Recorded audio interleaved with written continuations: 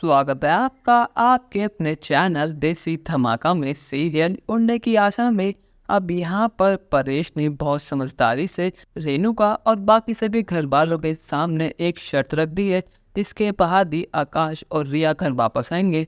और वो शर्त ये है कि यहाँ पर रिया के मॉम डैड को उनके सामने आकर माफ़ी मांगनी होगी और खुद कहना होगा कि हम अपने मर्जी से अपनी बेटी को आपके हवाले करते हैं। उसके बाद ही यहाँ पर आकाश और रिया की एंट्री होगी, वरना आकाश और रिया हमेशा हमेशा के लिए इस घर से अलग ही रहेंगे।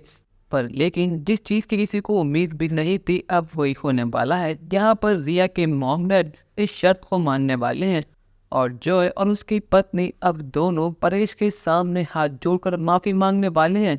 रिया की मॉम कहती हैं कि देखिए, जो पहले हुआ सो हुआ, अब सारी पुरानी बातों को भूल जाइए। मैं जानती हूँ कि जॉय ने आपके संग बहुत गलत करा, पर लेकिन वो अतीत था। अब हम दुश्मन नहीं, अब हम रिश्तेदार हैं। आप चाहे माने या फिर ना माने, पर लेकिन हमारी बेटी आपके घर में शादी करके बहू बनकर आई है।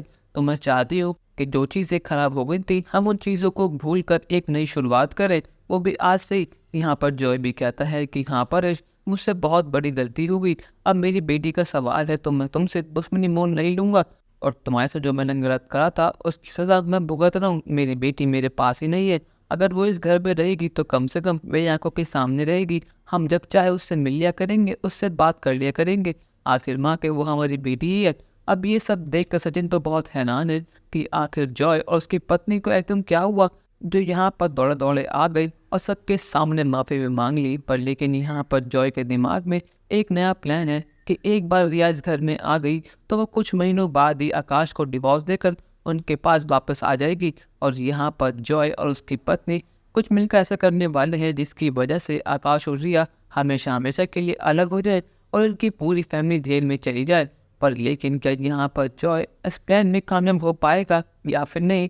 अपनी राय हमें कमेंट सेक्शन में ज़रूर बताइएगा, और चैनल को अब तक नहीं किया है सब्सक्राइब तो कर लीजिए। धन्यवाद।